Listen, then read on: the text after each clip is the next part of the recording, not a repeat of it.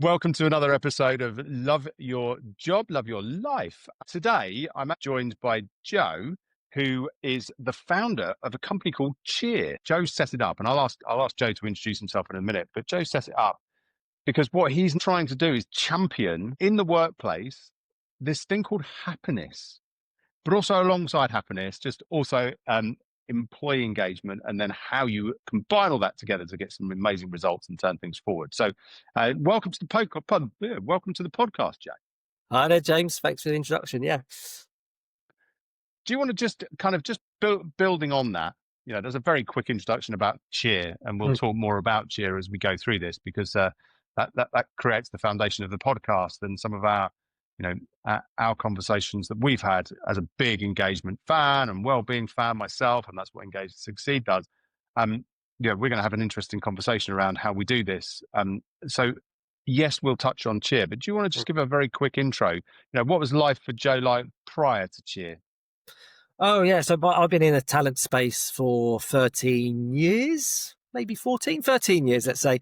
But I started in recruitment, so agency recruitment. Back in my Reed days, fond memories of that. Moved in-house, small company, helped them design, build, process, and how they can get the best world-class candidate experience, as we called it. Worked in a couple of in-house roles. Most recently, I was a head of people. So head of people for I wouldn't call them a startup anymore, but a fast growth company, and fell in love with the employee engagement, happiness. Again, the candidate experience is always something I've been passionate about. But yeah, it's been what I've been doing for as long as I can remember. Very good. So very much similar to my background, starting in recruitment and going through that same kind of process. And I guess that's why we've probably fallen into this, right? Because when we think back to our recruiting days, and yeah, okay, it's been a while since I've kind of run a recruitment desk per se, but seeing people come into a workplace or interviewing people, you know, we often reflect and look at, why do you get so many people leave jobs?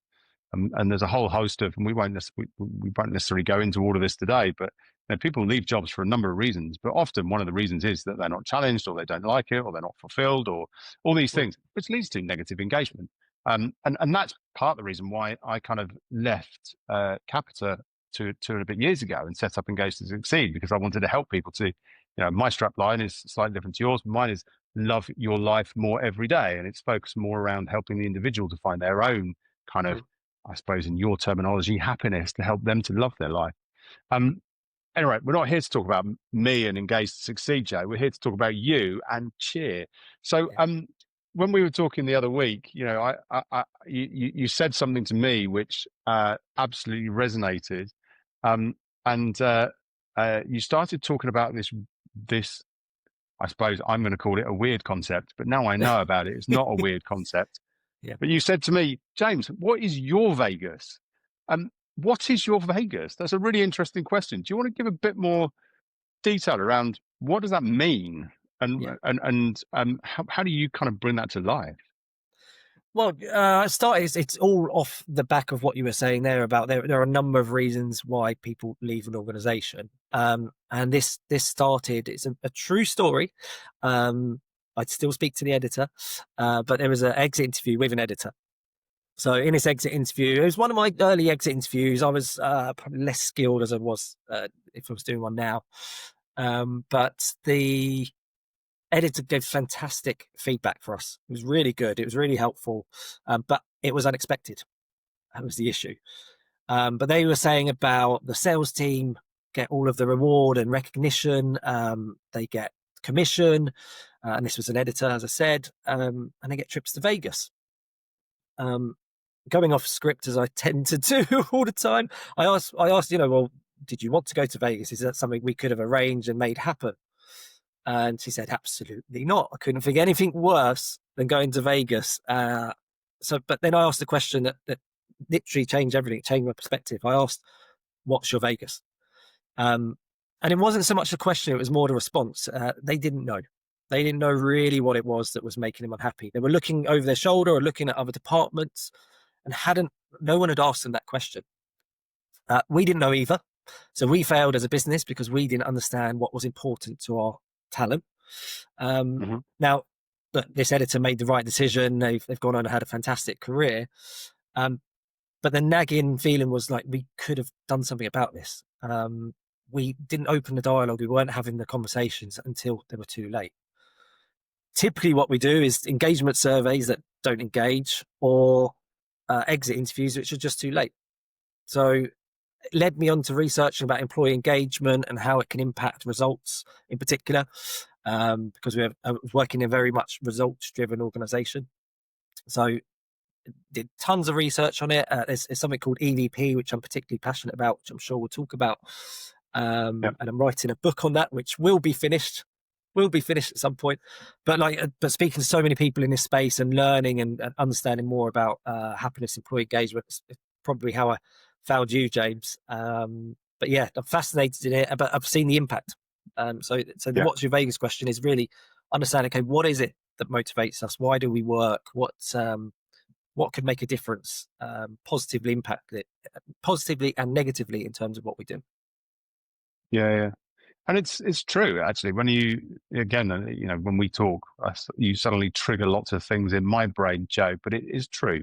So many organisations focus on, um, let's call it output and reward for output, but there are actually very few parts of a business that drive, um, increases in output, because fundamentally, and that's sales, and it's Mhm. usually the sales function per se that are the ones that are, you know, um, given tools or motivated, or we all know salespeople earn commission, so they've got this driver behind them to Mm. succeed.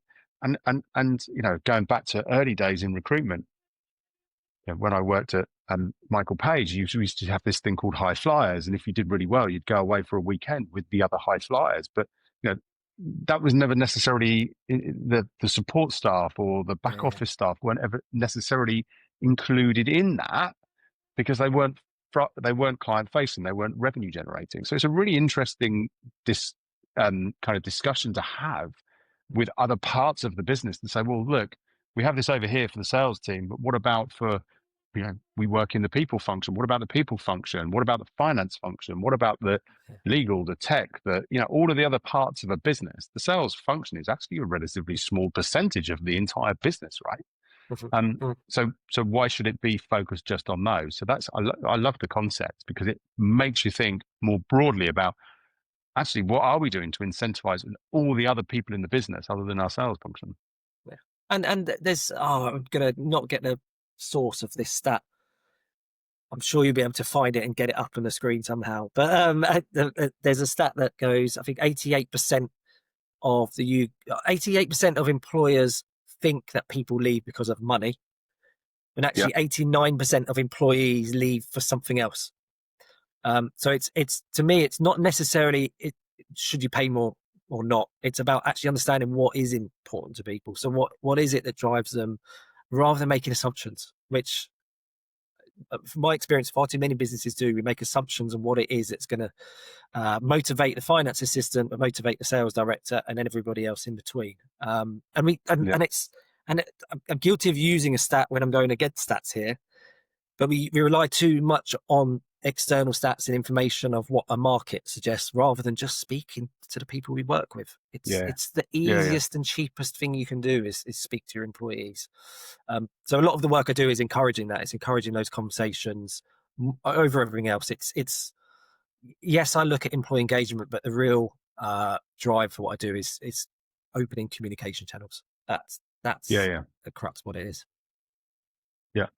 And exactly as I do, Joe, because I'm a big believer in this as well. That says, if you open up communication channels, if you have a team of 10 people, let's just keep it 10 for Mm. simple reasons. If you went around to those 10 people and said, what motivates you? How many different answers are you going to get? You're probably going to get 10 different answers. You might get a couple that are fairly similar, but the likelihood is you're going to get different answers. And therefore, and the reason you're going to get different answers is because everybody's different.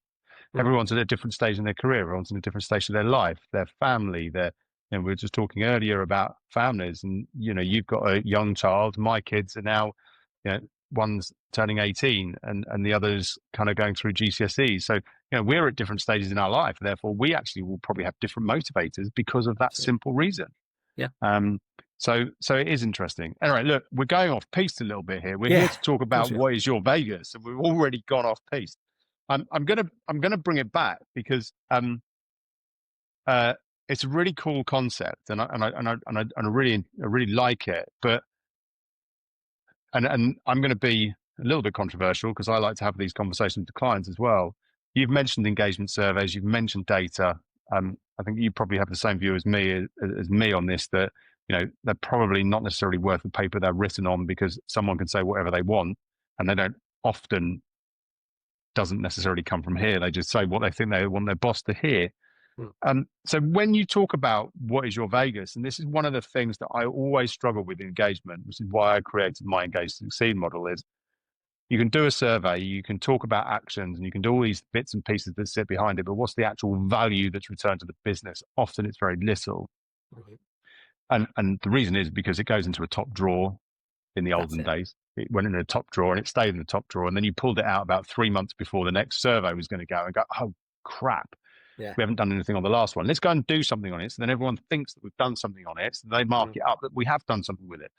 I'm being very facetious with those statements. I'm sure that's You're not spot like on, it is though. everywhere. Not everywhere, but it's in many places. Yeah. Yeah, it is in many places. So how do you, with cheer, and this concept of what is your Vegas, how do you bring this, if you're working with an organization or a team or whoever it is you're working with, how do you bring this to life? Because it can be a really hard thing to bring to life and embed in an organization. How do you do that? But it's kind of three parts, and I say kind of because there's one A, B, C, D, etc. But I'll break it down into these three parts. First is leader buy-in above anything else. So before I do a survey of sorts and workshop style way of working, but before any of that, speak to the leaders, find out where they're at, because they're typically responsible, whether they know it or not, for motivation or demotivating their employees. So I do a lot of work to help understand where the leaders are at, what their engagement levels are themselves, are they brought into the business, and I'd start with them. But typically what I do is look at EVP, employee value proposition. Now, if people know about employee value proposition, it's mostly known as a marketing tool that people use to attract talent to the business. But I believe it's so much more than that. So yes, it can do that. And yes, you can use it for marketing. But employee value proposition is helping understanding what's important to your employees, but also how well you deliver on what's important.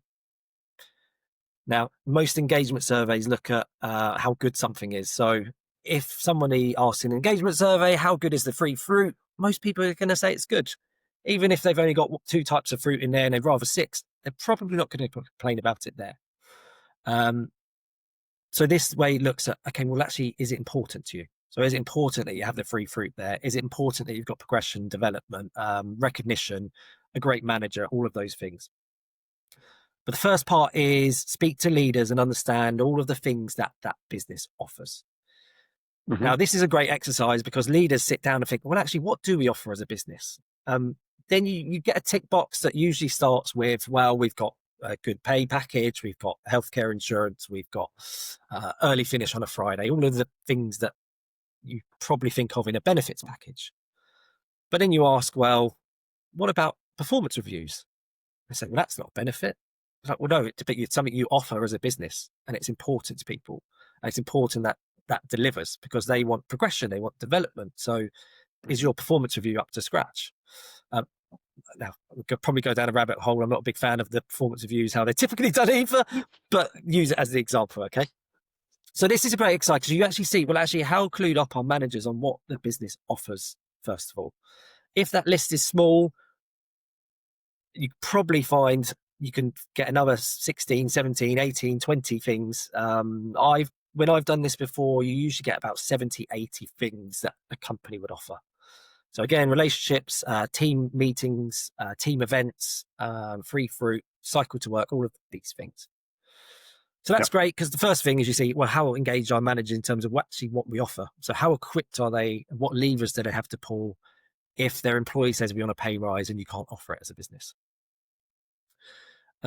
Second part then is to take all of those offerings and ask the employees well, you teach them about what is your Vegas first of all, but ask them to map out these offerings. So again, asking them how good and how important these offerings are. Now I do it in a grid format. I literally print the cards off, and the cheesy line is lay your cards on the table. But I like this approach because it's interactive, it's face to face, it's not an anonymous survey. You still have Yep. psychological safety there. That doesn't erode because you're talking about what a company offers. And what you tend to find is that you'll get people who put things in the top right hand corner. So things that are good and important, that is what you call the EVP. So that's the Vegas of your employees. That's what they love. That's what they really value. And they're telling you that. So you go, well, hang on, well, this is great marketing material, hence the EVP part. But this is the stuff you should be shouting from the rooftops. This is the stuff, this is why you come to work. This is what you value. This is why you're here. And these are the things that we offer. So they're all things that you offer as a business, and you have them here. So it's a really powerful tool to remind people like things aren't that bad. However, if they don't score that many in there and there's a lot in that bottom right hand corner, so bottom right hand corner being important but not good, Yeah. that's your risk of losing employees. That's the stuff that may disengage them, that may be a risk of them leaving the organization. Now, I appreciate there's a risk of uncovering that information, but better to know that information and not have it, right? So I did this one company, I did this, we revealed the next 7 people who would leave the organization. Now, the biggest problem of that, we didn't do anything about it. So that's why they left, right? So we understood all the reasons why they'd leave. We didn't do anything about it. And guess what? They left. And Yeah. again, that goes back to what you were saying about the challenge with all of these initiatives and why they when they go in that shelf and are left behind, that's the impact of what happens. So the good thing you could take, the silver lining you could take, is actually we found a way that we could understand that. So it takes me finally to the third stage is we'll do something about it. And that action doesn't have to mean changing or ripping up the rule book or starting again. It can be marginal gains or like 1% improvements. It could be do nothing but communicate why you're doing nothing. It could be just be bold and say, our cycle to work is there. We're not going to do much about it because it works for some people. If you're looking for it to be a higher value, we're not going to be doing that because we're investing in here because it's more important to people. Right? That's and you can have those conversations because you've got that data. It's not market data; it's your data to understand. Well, what's the Vegas of your employees? Yeah. Hopefully, that covers it. And it's fascinating because so many people, and look, I've probably been guilty of this as well in the past, when you you almost you take people as a leader. I'm talking about it from a leadership perspective. As a leader, you take people for, and I'm going to use the word granted. You take people for granted. You look at your high performers and you go, well, they're high performer. You know, they get in their end of year reviews that you do. They're an A star, let's say. So you know, you're giving them the development. You're giving them everything that you should be giving them to keep them there. And then, as you say, they turn around and leave, and you go, well, why are you leaving? And I've heard so many stories over the years as to why people leave. And one of the biggest ones is, you know, because I'm overworked. And as a leader, you assume that they're loving it and because they're doing such a great job and they don't mind doing the extra hours. But in actual fact, that's the reason they're leaving. And you go, oh crap, didn't see that one coming, because you just don't see it until it actually happens. And I will add on and that, like the high engagement and high performance, they're linked, but they're not the same thing. To exactly to that point where highly engaged employees could still be poor performers. So there's a risk you have people who are really engaged, but they're we call them hamster wheelers. They might just be on that hamster wheel, churning stuff and not really seeing the bigger picture. Super engaged, super happy to be on that wheel, but they're not delivering what you want. So, but equally, someone who might be really delivering who's not engaged. So somebody exactly like you said. Yeah.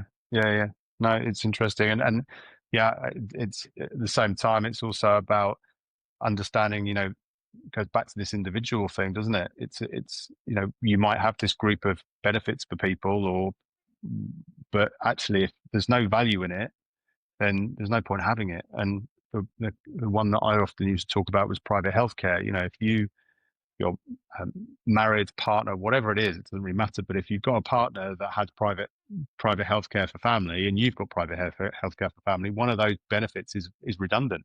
Yeah, yeah, You're yeah, almost weighing up and going, right, well, which one is better? Which one are we going to sign up to? yeah, But you can't sacrifice it over here because so it's not actually worth anything. So it's about what's it worth to the individual as well sometimes, isn't it? yeah. So it's a really interesting exercise to do. Yeah, and I'm clear with this. This is a diagnostics piece, so it is the start. Yeah. And that's where again Yeah. EVP often falls down in both forms, the marketing form and engagement form, because nothing's done. Yeah. It's left on the shelf. But the I am gonna fluff this bit up now. The cost of it. So yeah, there's a Yes. study that looks at the cost of unloved or unused benefits, and it's something like 15 billion per year in the UK alone. So Yeah. benefits that just don't resonate. So it's a huge financial cost, this as well. Yeah. Yeah. And look, again, we could go down another rabbit hole with this. I saw a stat the other day talking about cost. I saw a stat the other day, which was £41 billion in 2024 was spent on wellbeing initiatives in organizations. So again, I'm going to link it back to say, well-being becomes a really important benefit, especially as we look at what engages people. And, I look at the younger generation coming through. It's really important to them that there is a well-being initiative or something that companies care about their employees. 41 billion was spent. What's happened in the last 12 months around mental health? We can talk about it from a men's perspective, as I do a lot. The stats around men's mental health, they're going the wrong way, not the right way. So where is this? It's the same thing. Almost feels like well-being is kind of falling into that engagement bucket that says we're investing a ton of cash in it, but where's that ROI on it? There is no ROI on it because there's no action or follow through to support people. And it's that can fall into this bucket. Yeah, we have a wellness initiative or a program, Oh, do you? And what is it? Well, we have mental health first aiders. I'm like, all right, how many calls do they get a week? Oh, they don't get any. Oh, so that's working well. Yeah. Again, I'm being facetious. I like to be facetious with some of these things, but it's going to be so true that we spend this money on this stuff, Yeah. and then we do nothing with it. And yet if we did something with it, and whether it be cheer, whether it be engaged to succeed, there are other people out there doing similar stuff to what we're doing, Joe. But it's about taking it to the next stage of yes, you've got your diagnostic processes of stage 1 and 2, talking to the leaders about what benefits we offer, then working with the people to go, right, what's important to you. So let's move it to the third part, because this is where the magic happens, right? It happens with what you do, and it happens with what I do. People suddenly have this light bulb moment and go, oh, yes.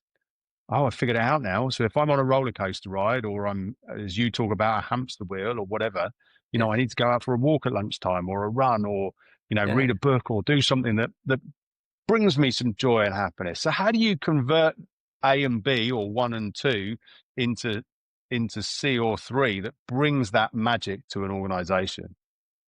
But it goes, and I'm going to sound like a cop out list, but I will explain. It goes back to that communication piece. It's the leveraging that information to make a difference. And to me, I get this is harder when you get the large organizations. The bigger you get, the larger scale.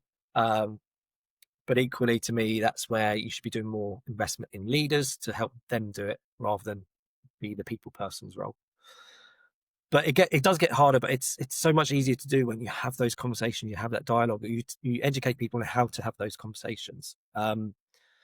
There's the guy, I always quote him in all of these because I use a lot of his information, a guy called Matt Phelan from the Happiness Index, who's done a lot of research about what it is that employees would be looking for to be happier at work. And often it is that recognition, it's that arm around the shoulder, it's the the company that cares, or being aligned with a mission and have a purpose. It's those things that are typically there. Again, I'd still encourage you to find out what that is in your company. I'm not, because again, it contradicts myself a bit there.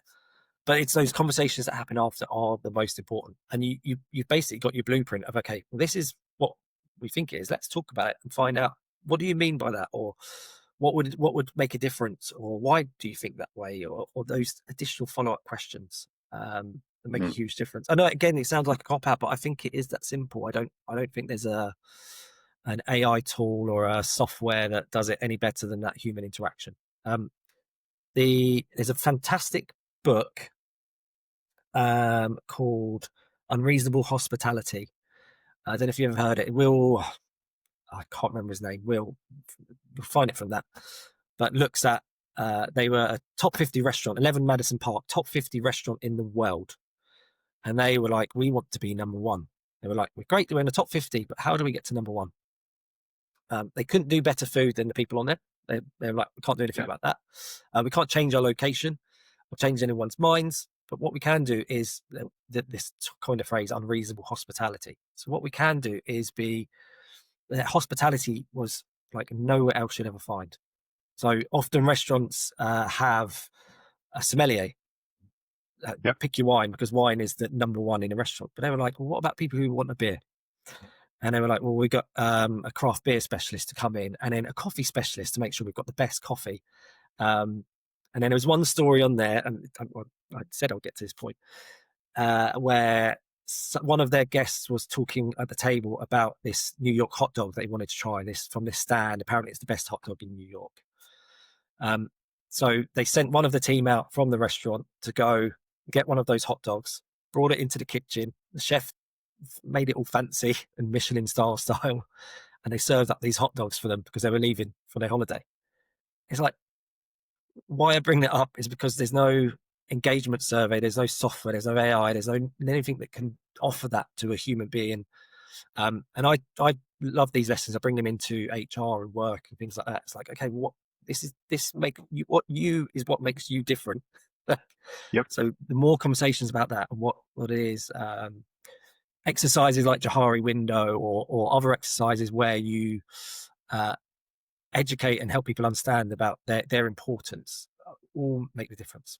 Really simple. Long way of talking about how simple it is. Yeah, no, but it's so true. We forget about the things, and I talk about this a lot. We forget about the things that are really easy and simple to do. You know, we employ someone as a director of strategy, and therefore we expect a strategy. And a strategy usually involves a long, big white paper, and that white paper can spread across 10, 15, 20, 50, sometimes from a government white paper, 100 pages of documentation around one topic. Mm-hmm. Why? Because we justify our job. We have to justify what we're doing and why we're doing it. But in actual fact, sometimes it can be, actually, Joe, what do you think about that? Mm-hmm. And you get a simple answer back and go, oh, yeah, didn't think about that. But I say the same thing. Simple questions, understand the person that's working for you or whoever it is, doesn't really matter. And they will tell you what motivates them. They will tell you what engages them. They will tell you what they love to do at work, what they hate to do at work. And very quickly you can understand who that person is, and then you can start feeding them stuff that makes them more engaged, because you're saying, oh, look, Joe, you like looking at the creative stuff, so can you just go away and create this nice piece of marketing for me? That might, I'm guessing because you love EVP, you go, oh yeah, no problem. Whereas if I said to you, Joe, can you go and look through these 1,000 line spreadsheets and come back with some data and prove to me that there is a business case to invest X amount of money, you'd be like, I can do it, but I'm not really going to be that engaged in it. So it's about understanding the people. That then means, as a leader, you can then feed the right bits of work to that person, because you're bound to have 2 or 3 creatives, 2 or 3 number people, 2 or 3 people, process people. And once you know that, it becomes much easier to then manage your team and then build that high performing team. So it's fascinating. And that's why I like really the Johari window exercise, where it's about looking at your blind spots as an individual. So Typically, you do it in a team where you start with what you know about yourself, and then tell people what you think people don't know about you. Yeah. Um, so that's kind of putting yourself out there a bit. And in the room, it's quite. I wouldn't recommend doing this if you've never done any employee engagement stuff before. But the next stage is you get the room to talk about what they know about you that you haven't brought to that table. Um, and Yeah. people usually want to hear it more than they want to talk about it, because this kind of British way we work. But it's Yeah. really revealing, because it helps you just understand more about you, what people see about you, and if there's a way you want to position yourselves or something you want to do, it's a way of like putting it out in the world. Because there's some people who might be really Yeah. good at the going through the 1,000-line spreadsheet, and if I'm saying, well, that's not me, someone's going, right, it could be me. Like I could jump in Yeah. here. Yeah. Yeah. I love those. I do a lot of these workshops around. I like to do a workshop where it's got some learning, some interaction, where people can talk more about what we're learning, but then have an exercise you can take away as a leader to do with your team, or an exercise you can do in a one-to-one scenario. So Yeah. every Yeah. workshop, I like to have something like that, and the unreasonable hospitality is making sure it's completely tailored to the company. Like that's Yeah. because Yeah. needs to be an ego rub for a CEO, should I say? Yeah. Yeah. But look, so we could carry on talking about this, and we could probably go off probably about 15 different rabbit holes on this one, and go, oh, what about this and what about that? So maybe there's a follow-up conversation there somewhere. But the purpose of today is to talk about what is your Vegas. Mm, Um, so just as we kind of start thinking about bringing this to a close, obviously you've got some really great ideas, some concepts. You've worked with businesses on driving this forward. Um, what would you say if someone's thinking about it? So look, we're getting to a point in time, October. um October is usually survey month in most mhm. large organizations, Yeah, because yeah, heaven forbid, some of them even have bonuses aligned to the output of them. That's a good yeah, engagement survey. But so we're getting to that point in the year where engagement surveys are going out, and typically in larger organizations, admittedly. But someone's watching this and they're thinking, actually, do you know what? Yeah, we're doing a survey, but we're not very good at the follow-up. We're not very good at the actions. We're not very good at taking what people say and maybe just analyzing it, but then putting it into something for next year. What would your final remarks be around kind of this space of engagement and then kind of the results and the action bit? yeah. I'll be a bit facetious with it all. Go on. For a final remark, but I'd say if you don't know how to follow up these engagement surveys, don't do them. It's as simple as I think you're wasting everybody's time. You're wasting your own time by putting them together. If you don't know why you're doing it, you don't know what you want to get from it. You're wasting everybody's time who's completing it. And that's why they get such a bad rep. I actually, controversially for me, I like engagement surveys if there's a plan and there's a reason and there's a why and there's a follow up. If you don't know, just don't do it. Um, I caveat that with like, do something do something to understand your employees and have those conversations, even if you get a focus group together, a cross section of the business, if you're 2,000 3,000 people, or if you're a small company, get everyone together and find out more about what they want, what their goals are, what they want to achieve, what their hidden talents might be, whatever, to have have a conversation, open a dialogue. Yeah. But don't do it if you don't know why you're doing it. um, yeah, that'd be my takeaway. Yeah. And it's such a powerful one. We're going to steal the Simon Sinek thing here, but the why. Start Why with why. Yeah. why are you doing it? As you rightly say, the amount of people I've sat in front of in the last 2 years, and where I've talked to them about employee engagement, and that's the question I ask them. Well, why are you doing the survey? Um, and they usually answer in a way, and I'm like, that's not the why. That is either the how or the what. Mm, mm, It's never the why. So the why needs to be answered. And if that why, you can't answer the why question on the survey, you're absolutely bang on. Don't do it, yeah. because you're inadvertently disengaging your workforce. You're inadvertently doing something that could be quite disruptive, because people are filling it in, and they're filling it in right back to the start of this conversation. are filling it in and they're telling you what they think you want to hear rather than actually what they're thinking. And I'm also going to support your, no matter how much AI technology data that you have behind it, you are never truly going to understand what is going on in here. Yeah. And that's the big thing for me when I talk about engage to succeed. It's about put the person at the heart of it.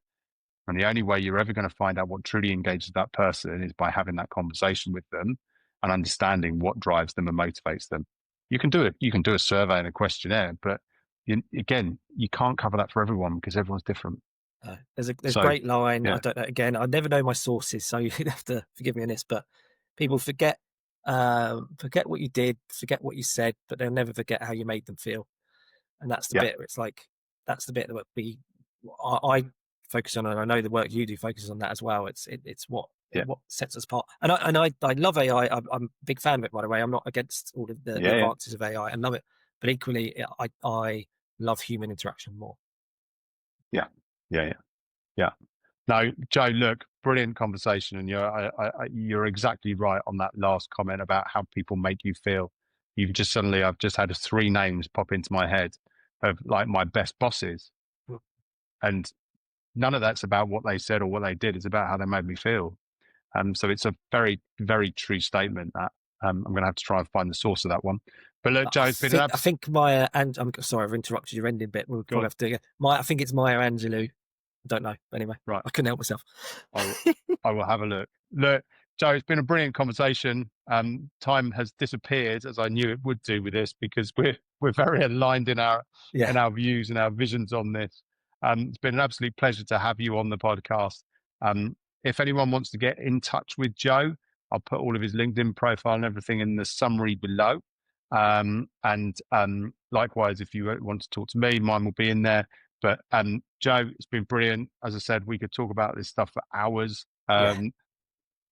Go turn into Joe Rogan podcast or something like that. We'll be here for 3 hours. Yeah, yeah, a 3 hour podcast on employee engagement. So, but look, it's been an absolute delight. Thank you for joining me. Thank you for listening, everybody, and look forward to talking to you again soon, Joe. Thanks, James. It's been a pleasure. Thank you. Cheers. Bye.